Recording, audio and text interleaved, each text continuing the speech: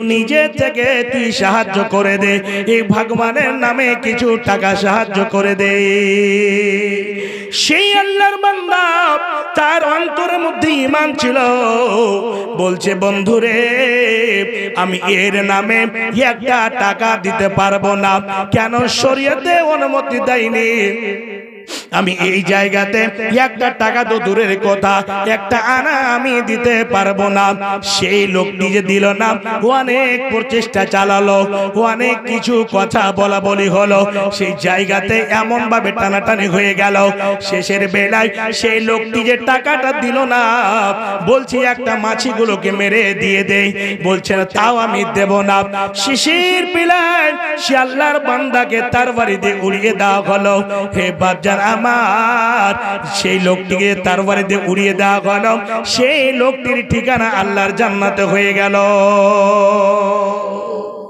আমি শিরক করতে যাব না, আল্লাহকে ছেড়ে অন্য কাউরির আগা দিকে যাব না, তুমি যা বলবে আমি দেব না। সেই লোকটি জান্নাতে গেল। আর দ্বিতীয় কথা কি হলো, যে আর একজন আল্লাহর বান্দাকে বলছে যে তুমি কিছু দিয়ে দাও, এই যে আমার ভাগমনের আগা দিকে দিয়ে দাও। আবার তখন কি করতে লাগলো, ভাই আমার কাছে টাকা নেই, কিছু নেই, বলছে কমপক্ষে একটা মাছি মেরে দিয়ে দাও। সে একটা মাছিকে মেরে দিয়ে দিল। সেই লোকটার ঠিকানা কোথায় হলো? আল্লাহর জাহান্নামে লাল জান্নাতে হয়ে গেল। কিসের জন্য? ওই জায়গাতে শিরক করে। এটা হচ্ছে শিরকে আকবার, বড় শিরক। আরে শিরকের গুনাহ আল্লাহ রাব্বুল আলামিন কখনো ক্ষমা করবেন না। আমাদের বাড়িতে এখনো আছে, অনেকের বাড়িতে কি আছে, সকালবেলা দোকান খুললে বহনি হয়নি, সকালবেলায় দোকান খুলতে গেলে কমপক্ষে একটা টাকা দাও, না হলে হবে না। সন্ধ্যা লেগে গেলে, মাগরিব হয়ে গেলে, চাল গরিব মানুষ খেতে পায়নি, এসেছে মা গো, বাবা গো, ভাইজি 1 কেজি চাল দাও তো। সন্ধ্যাবেলায় চাল লেপে দিবে না, বাড়িতে বরকত বেরিয়ে চলে যাবে। টাকা পেতে গেলে, ভাই টাকাটা পেতাম দিবেন না, মাগরিব পরে টাকা হবে না, সকালে নিও। রাত্রে টাকা কি বাচ্চা দেবে? আসো আশ্চর্য ঘটনা, রাত্রে টাকা দিলে বরকত বেরিয়ে চলে যাবে, টাকা দেবে না। রাত্রে হলুদকে হলদি বলবে না, রাতকে চুনকে চুন বলবে না, সাদা। এত এত জঘন্য কথা আছে। আবার একটা কথা কি আছে জানেন? আল্লাহ যদি চাল ঝাড়তে ঝাড়তে ওই কুলাটা যদি লেগে যায় ছেলের কপালে বা মাথাতে, ওই কুলা খানকে ছেলেটাকে কামড়ে নিবে, তাহলে ছাড়বে। তুই কামড়া আগে। আশ্চর্য কথা আছে গো। এই ছোট ছোট জিনিসে ঈমানটা বেরিয়ে চলে যাবে, ঈমানকে টিকিয়ে রাখা যাবে না। যেরকম তসবিহ দানাতে সুতা খানকে কেটে দিলে 1 সেকেন্ড লাগে না, 1 সেকেন্ডের চেয়ে দানাগুলো পড়ে যায়, ওই মতো ঈমান আর আপনার টিকবে না। আরে রাত 12টা হোক, এসেছে দিয়ে দাও। বলিও না যে বহনি হয়েছে, বহনু আর কি কি না কি কি বলছে আল্লাহ জানে। বলতে হবে না, আল্লাহ রাব্বুল বসে আছে। এগুলো হচ্ছে ছোট্ট শিরক, শিরকে আসগার। এগুলো থেকে বেঁচে থাকতে হবে। আবার একটা কি, আর একটা কথা সমাজে চলছে, মেয়ে লোক মুরগা কাটতে পাবে না, মেয়ে লোকটা মুরগা কাটলে পুরুষ লোক খেতে পাবে না, মেয়ে লোক দুধ দহে যদি তো পায়ে দেবে, ধুতে পাবে না। আরে কত কত যে ফতোয়া ফারেজ আইলো, আল্লাহই জানে। মেয়ে লোকটা সবই করে খাওয়াইছে যায়, মেয়ে লোকটা মুরগা কেটে খাওয়াবে তো জায়েজ লয়, মেয়ে লোকটা বেচারা দুধ দিয়া খাওয়াবে তো এটা জায়েজ লয়। আশ্চর্য, কোন যে মুফতির বাটা মুফতি ফতোয়া দিয়েছে তো আল্লাহই জানে। এগুলো থেকে বাঁচতে হবে, ঢালাহারে চলবে, কোনো ব্যাপার নাই। আরে এক জায়গা থেকে কিছুদিন আগে ফোন করছে, কি বলছে জানেন? আকিকা করেছি মৌলানা, তো আকিকা যার ছেলে হয়েছে ও মায়ের লোক তো আর বাপটা খেতে দেবে। তা আমি হাসতে হাসতে বলছি, ভাই যেখানে ও খেতে ওখানে হার বাড়ি দিয়ে পাঠিয়ে দেন, ওকে দিয়ে না। তো হাসতে লেগেছে ফোনে। আমি বললাম ওর 14 গোষ্ঠী পর্যন্ত খাবে, ও কোন কথা? খান, কোনো ব্যাপার নাই, কে মানা করেছে? কইছে আমাদের এখানে একটা মুন্সি ছিল, ও বলেছে যে খেতে পাবে না। আমি কইছি ওর ভাগটা কমে যাবে, হইলে কি হয়েছে ভাই, একটু বেশি করে ওকে দিয়ে দিও। এগুলো হচ্ছে সমাজের ক্যান্সার। কিসের জন্য? না ইলম, না বুঝার কারণে, না পড়াশোনার কারণে, আলেম উলামার পাশে না বসার কারণে। ভাবছেন আমার এই শিরকের কথাটা বলছিলাম, শিরক এত মারাত্মক গুনাহ যে খাস করে এই শিরকের মতো গুনার জন্য লোকমান হাকিম কি বলছে নিজের ছেলেকে, ইয়া বুনাইয়া লা তুশরিক বিল্লাহ, হে বেটা তুমি জীবন গেলে শিরক করবে না। কেন? শিরক করতে গেলে আমল একইবারে যেই মতো সারাপ দিয়ে ময়লাকে ধুয়ে সাফ করে দেওয়া দেওয়া হয় ওই মতো আমলগুলোকে ধুয়ে সাফ করে দেওয়া হবে। বাপজান আমার, আল্লাহ রাব্বুল আলামিন এই জায়গাতে দুটো কথা বলার পর তৃতীয় নম্বরে যেটা বলছে আমার এটাই টার্গেট, ওয়াবিল ওয়ালিদাইনি ইহসানা। শেখ একটু তাকাতে লেগেছে, বুঝতে পারছি। তো তৃতীয় নম্বরে যেটা আল্লাহ বলছেন যে তোমরা মা বাবার সেবা যত্ন করো। এই জায়গাতে একটু 10টা মিনিট কথা বলবো, আর বলার পরে আমি মেন টার্গেটে যাব।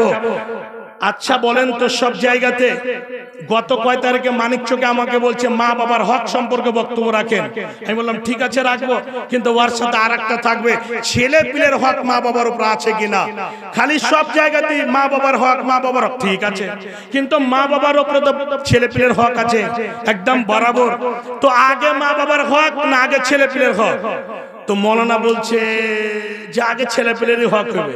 আমি হ্যাঁ, বিয়ে শাদী করলো, ছেলে হলো, ছেলেটা হওয়ার পর থেকে চালু হয়ে গেল কি করে, ছেলেটা যেদিন হলো সেদিন কি করবে, ছেলেটাকে কোলাতে করে নিয়ে সুন্দর করে আজানের ধ্বনি তার কানে দিবে। আজানের ধ্বনি আল্লাহু আকবার আল্লাহু আকবার, আশহাদু লা ইলাহা ইল্লাল্লাহ আশহাদু আন্না মুহাম্মাদুর রাসূলুল্লাহ, একেবারে আজানটা পুরো তার কানে সুন্দরভাবে আস্তে আস্তে করে দিয়ে দিবে। এটা হচ্ছে প্রথম কাজ। দ্বিতীয় কাজ হলো 7 দিনের দিন আপনি আকিকা দিবেন, নাম রাখবেন, সুন্দর নাম রাখবেন। এটা হচ্ছে মা বাবার চালু হয়ে গেল ছেলের উপরে, যেটা হক আছে ছেলের হক আছে মা বাবার উপরে চালু হয়ে গেল। সুন্দরভাবে আপনি আকিকা দিলেন, নাম রাখলেন।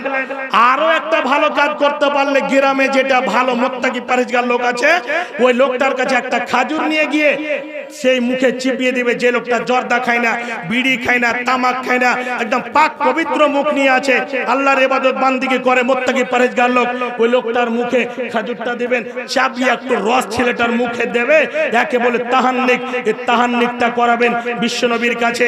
অনেক সাহাবী নিয়ে গিয়ে তাহান্নিক করিয়েছেন, যেরকম হাদিসে পাওয়া যায় আবু তালহা নিজের ছেলেকে নিয়ে গিয়েছেন, নবী গো এই যে ছেলে জন্ম নিয়েছে, আপনি আমার ছেলেটাকে তাহান্নিক করিয়ে দেন। বিশ্বনবী খাজুর নিলেন, খাজুরটা মুখে চিবিয়ে সুন্দরভাবে ওই ছেলেটার মুখে দিয়ে নাম রেখে দিলেন। জি, সব থেকে ভালো নাম আব্দুল্লাহ, আব্দুর রহমান, ভালো নামগুলো রাখতে হবে। নাম রাখা হয়ে গেল, কাজ হয়ে গেল। আরো টাকা থাকলে চুলটাকে নাড়া করে কামিয়ে এক পাল্লাতে রেখে কত সম পরিমাণ সেই চাঁদি বা রূপা আপনি সাদকা করে দিবেন, দান করে দিবেন, হয়ে গেল।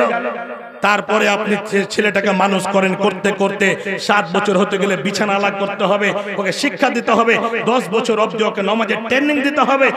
18 বছর পর্যন্ত আপনার জিম্মেদারি রয়েছে ওই ছেলেটাকে ভালো শিষ্টাচার দেওয়া, ওই ছেলেটাকে আদর দেওয়া, ওই ছেলেটাকে ভালো ছেলের সঙ্গে সঙ্গী সাথী বানা। এইরকম নয় যে আপনি করে দিলেন, একটা মদ করে সুদে ছেড়ে দিলেন, একটা গাঁজা করে সুদে ছেড়ে দিলেন।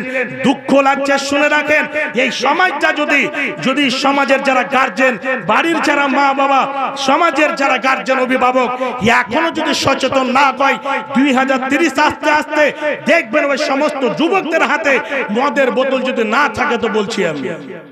জি, আর একটা কথা বলতে গিয়ে বলছে সমাজে কি এটা এতগুলো কি করা যায়? তো এতগুলো এটা করা যায় না, দুঃখ নেবেন না, ক্ষমা নিয়ে নিচ্ছি। যদি না করা যায়, একটা বিয়েতে যদি 500 পানের কথা থাকে, 200 পান যদি নিয়ে আসে, ওই বিহাওয়ালা শুধু মারপিট করে নেবে 300 পানের লেগে। এটা করতে পারা যাচ্ছে?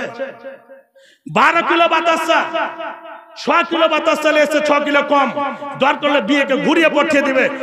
এ যতগুলো এগুলো আছে, মসজিদের খরচা, আর ই খরচা, আর ও খরচা, আল্লাহর কসম করে বলছি এগুলা কোনো পাতাতে নাই। আমরা অথচ ঢুকিয়ে রেখেছি, এটার জন্য শক্তি চালাতে পারছি, কিন্তু যেটার জন্য শক্তি চালার কথা বলেছে সেটা চালাই না। মোল্লা সাহেব কত বলেন না, আমরা যেরকম চলছি সেরকমই চলবো। আল্লাহর কসম করে বলছি বাপজান, আমার ভাই, আপনার পায়ে হাতে ধরে বলছি, সমাজ একদম নিচু দিকে চলে যাচ্ছে। একদম এরকম মনে হচ্ছে যে পতদলিত যে আমরা হচ্ছি, আর এত জঘন্য জায়গাতে আমাদের উপরে ষড়যন্ত্র চলছে। কিসের কারণে? আমাদের ব্যবহার, কালচার, শিষ্টাচারের কারণে। ভাবজান আপনাদের বলছি ছেলে মেয়েদেরকে একেবারে ভালো পথে নিয়ে আসা। ছেলেদের প্রথম মাদ্রাসা হচ্ছে মা।